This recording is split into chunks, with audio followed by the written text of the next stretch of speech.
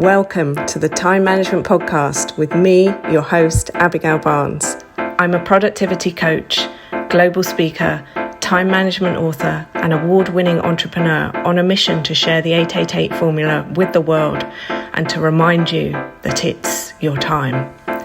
Leave it to me to bring you new time management tips, tricks, tools, and strategies, to introduce you to guests, research, and case studies from around the world, and to give you a simple 5-step process you can follow to uplevel your productivity, achieve your goals, and create a life that exceeds your wildest dreams.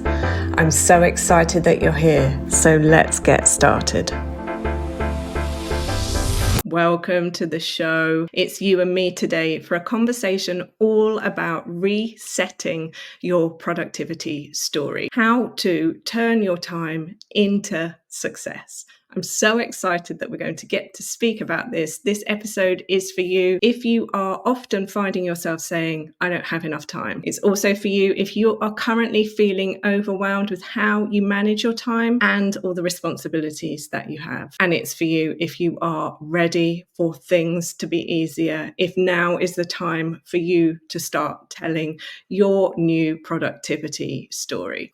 Let's dive straight in. I have divided this week's episode into 3 sections. The first, we're going to talk about beliefs. The second, we're going to talk about what happens when these beliefs become your stories. And then thirdly, we're going to wrap it up with a conversation about systems, processes, rules, and rituals. And there is some really great homework for you too. Let's start with this conversation about beliefs. In essence, beliefs are just things that you have picked up in the world, in your life. They are things that you, as the word suggests, believe, but they're not necessarily true. They're just what you currently believe. Here are 8 limiting beliefs about time that over the last 10 years of running my business, I have heard clients, audiences around the world, and even myself saying until we became aware that they were just not true anymore. So the first one is, I don't have enough time. It's quite simply a belief. You have time. If there was something that you really, really wanted to do, say if somebody invited you to that event that you really want to go to, you would find the time. If somebody was going to pay you £1 million, you would find the time. If there was a once in a lifetime opportunity, you would find the time. You have time. There are things that are stopping you from seeing that perspective. And that's what we talk about in this podcast, the other episodes. And that's what we'll talk about in this episode today. But that is limiting belief number 1. Limiting belief number 2 is other people's time is more important than mine. This is something that you most likely picked up over your life experience from your childhood, from your educators, from other people that you spent time with who attempted to impress upon you that their desires were more important than yours. And it became your belief. Their time, their requirements went on a pedestal, and yours took second place. I'm not discounting that at some points in our life, certain activities do require priority. That's a whole separate conversation. What I'm talking about with this specifically is when you find yourself being subservient to somebody else's requirements and sacrificing or compromising your own. Number 3, work-life balance is a myth. This one gets me so deeply. Fundamentally, why are we here? We're not here to work and then die. We're here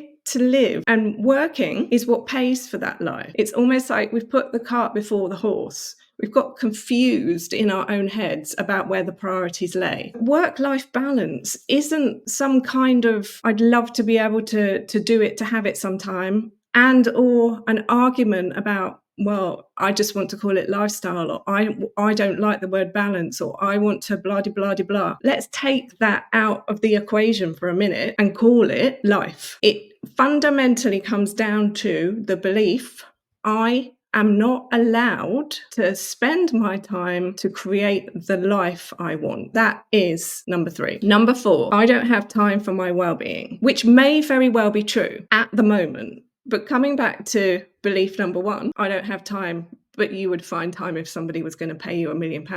I don't have time for my well-being is the same. I am not prioritizing my health, in essence, is what is being said when that sentence is being used. As somebody who in previous episodes has shared that one, they had a stroke at the age of 32, that two, they also have had scoliosis all their life and had it operated on at the age of 18, so have very strongly been aware of the importance of having a strong body to support the consequences of that operation, which was titanium rods. Not making time for your well-being is literally saying, I'll be here for as long as I can be here. I'll give it a good go. You would never drive your car until the rubber on the tires was burning through, until the metal was clinking on the road. You wouldn't leave the house for a big day with a mobile phone that wasn't charged. And yet, I don't have time for my well-being. It's a limiting belief, and the belief is it's not important, it's not a priority. My health is not a priority. When you get ill, your health will suddenly become a priority. Don't let it get to that stage. And that's not to say that some illnesses aren't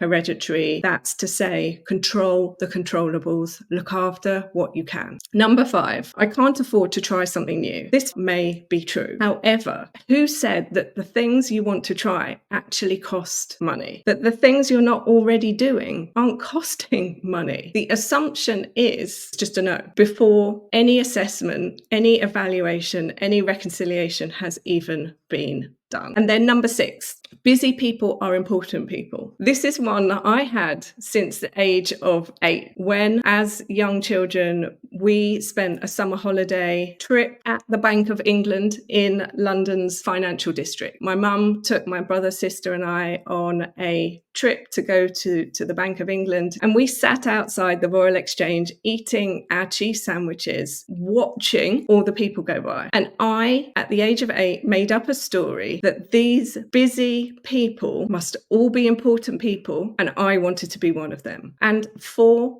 my life, I have had to retell that story in a way that perhaps these people that looked busy, that were rushing from place to place, perhaps they were late. That doesn't make them important. Busy people are not necessarily important people. Important people may have lots of things to do. Equally, I know a lot of important people who have fewer and fewer things to do. In fact, the more important they became, the less they had to do because they delegated it and outsourced it to other people. They also had support, they had assistance, they got teams, and they became less busy. Number 7, it's too late to change now. My friend, I truly believe while there is still a breath in our bodies, it is never too late to change. We have the opportunity to change and change and change until the end. And then number 8. Only successful people have enough time. If you continue with this belief, only successful people have enough time, it is the eternal chicken and egg. What came first, the chicken or the egg? You will never get where you want to go if you do not allow yourself to reframe that story. Successful people, 99.9% of the time, did not begin as successful people. They had to adopt different beliefs about time. That's partly what this episode is about today. It's greatly what the intention of this podcast is about. Every single guest who is coming on is presenting their journey, their story. I always ask them the question, what was your relationship like with time when you were younger? Because I am building a body of proof for me, for you, and for all of us that there is a journey to get to the end destination. And spoiler alert, the end destination usually is the end of our lives. So I don't know about you, I am quite happy to keep enjoying the journey. It comes down to, though, we want to enjoy the good journey. We don't want to enjoy the bad journey. But when we reframe that the good and the bad are all the ingredients that make that delicious cake that we enjoy, then we can start to see that one without the other would not create the whole. They are not good or bad. They are just the sum of all the parts. Those are the 8 limiting beliefs. Your homework question for this part of this week's podcast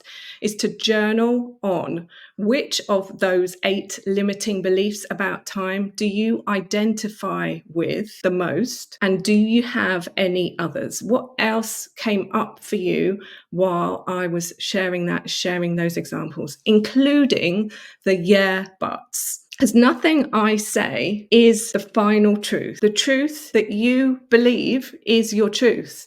Nobody is in charge of the truth. There isn't one truth. There are multiple ways to get out of the same exit. We're all going out of the same exit. There are multiple ways to get there. Whatever you believe is what you need to believe. This conversation is to help shine a light on the limitation of these 8 beliefs when it comes to your time, how much time you believe you have, and what kind of a life that amount of time can create. So let's move on to section 2. This is when these beliefs become your stories. This is how these unconscious thoughts, beliefs start to create the life experience you have right now.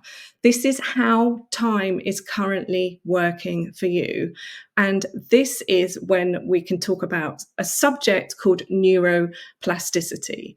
After my stroke, I needed to know that my brain, parts of it that had died as a result of the stroke, I needed to know that my brain wasn't dead, that my brain would rewire itself. So I went down a rabbit hole of neuroplasticity, did some qualifications in it, learnt a lot about what happens in the brain.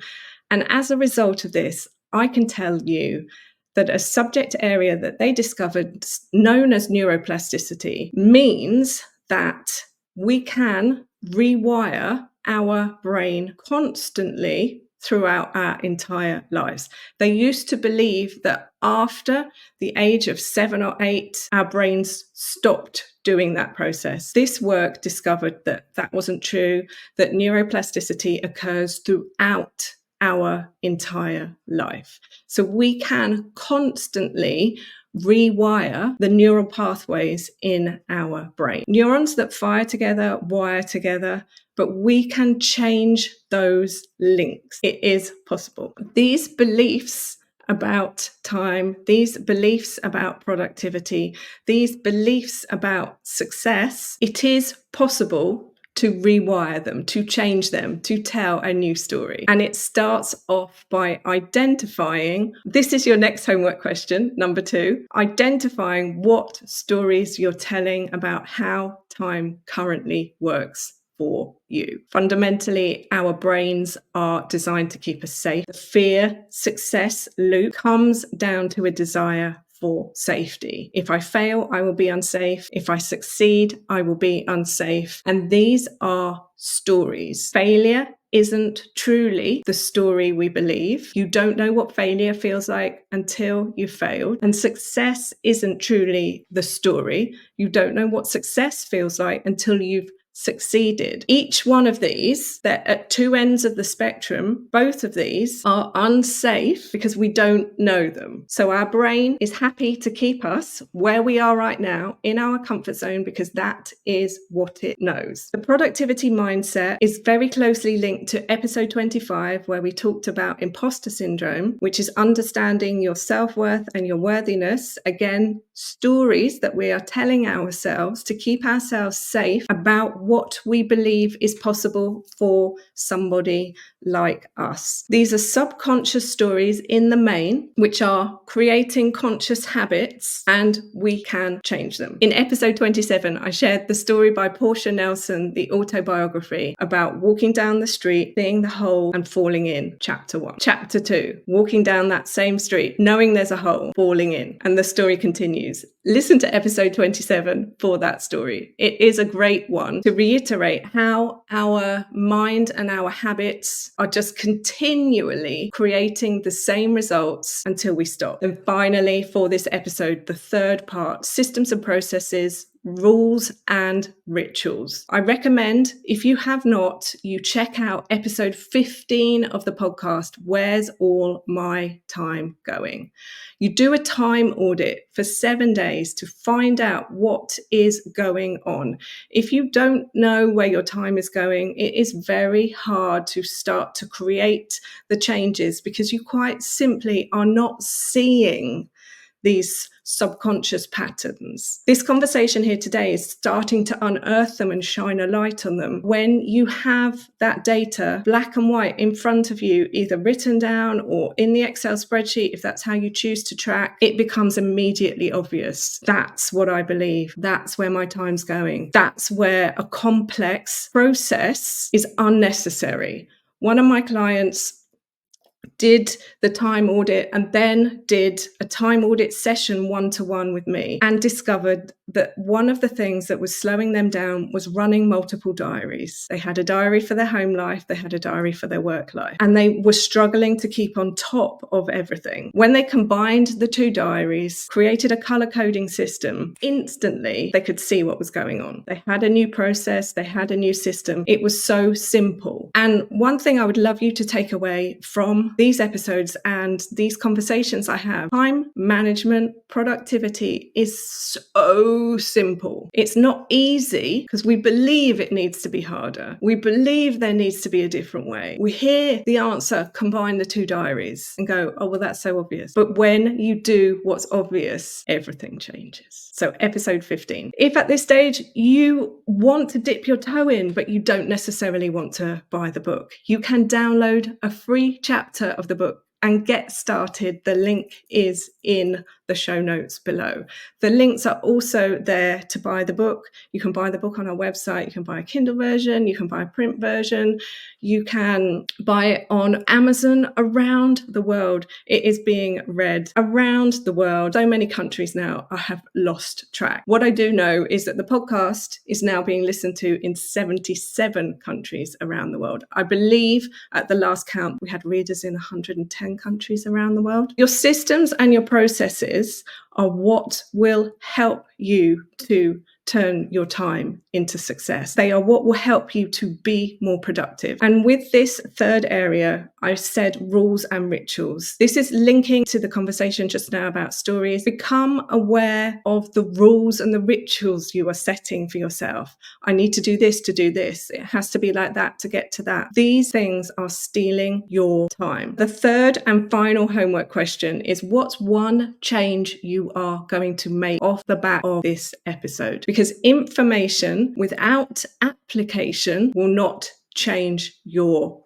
life. When you change the way you look at your time, the time you have will change. That's my own quote. I'm sharing this because, as I've said, time management is simple. It's only not easy because people don't do anything with the knowledge. Knowledge is not power. Results are power. Actions create results, which creates the power. This episode today has been all about how to reset your productivity story, which starts by becoming aware of the story you're telling in order to tell a new story, to turn your time into success. Download a free chapter of the book, best way to get started. If you're ready, buy a copy of the book. If you want to work with me one-to-one, the links are all below. Any questions you've got, send an email. And finally, as we wrap this episode up, please, please, please leave a review wherever you are listening to this. If you're on Spotify, you can leave a star. If you are on iTunes or the Googles or the Amazons or any of the other online places, please write a review.